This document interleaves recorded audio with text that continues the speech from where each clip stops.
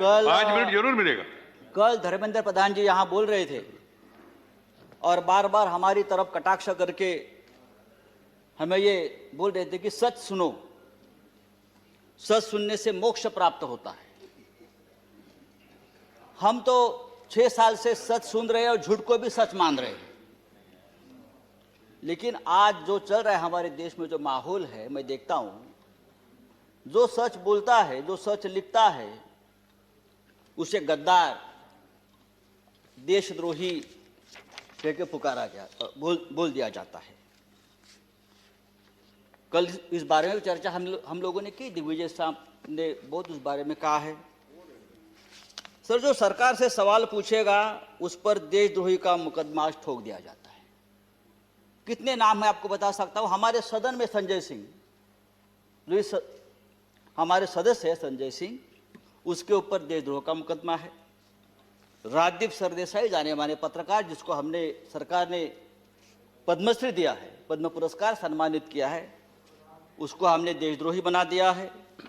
शशि थरूर, जो United nation में हमारे देश के प्रतिनिधि थे, एमपी है, कैबिनेट में थे, उसको भी देशद्रोही का उसके ऊपर मुकदमा ठोक दिया है।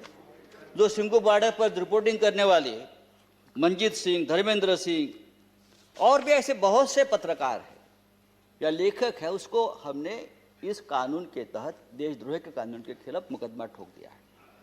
मुझे लगता है कि हमारे कानून के किताब में से सब आईपीसी धाराएं खत्म कर दी और सब देशद्रोही की धारा एक वही रख दी है। डोमेस्टिक वायलेंस हो तो भी देशद्रोह का मुकदमा आप ठोक देंगे। पंतप्रधान मोदी हमारे लिए आदरणीय है। देश के प्रधानमंत्री जी का हम सम्मान करते करते रहेंगे। उन्हें प्रचंड बहुमत मिला है देश चलाने के लिए, हमें मानते हैं, लेकिन बहुमत जो होता है वो अहंकार से नहीं चलाया जाता। बहुमत बड़ा चंचल होता है।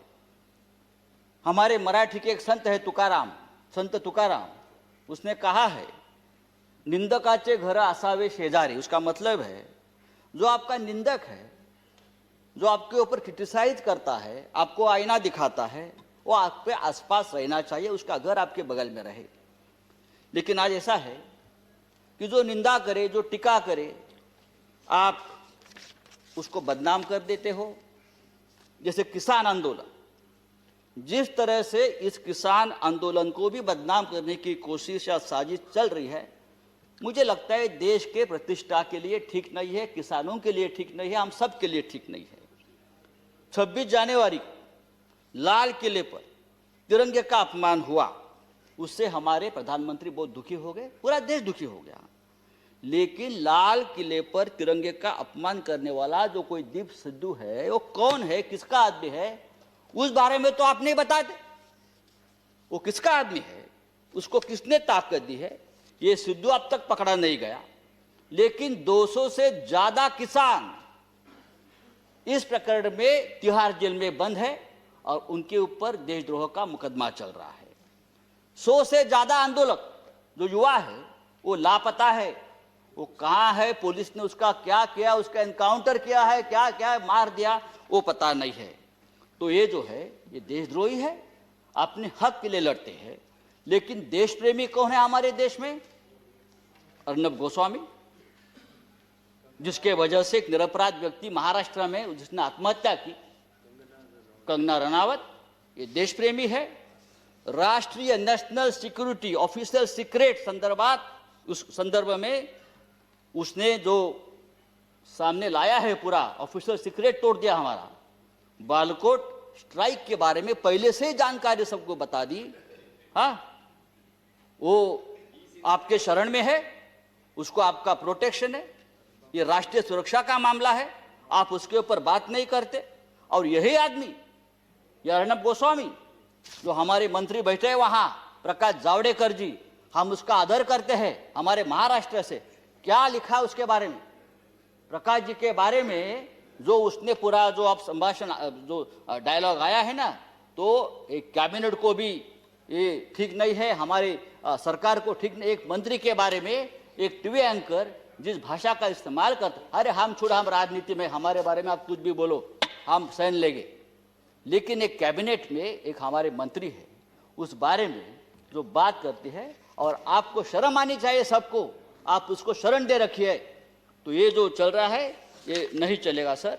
राष्ट्रपति जी ने अपने संबोधन में कहा है, भारत जब जब एकजुट हुआ है तब तब उसने असंभव से लगने वाले लक्ष्यों को प्राप्त किया है।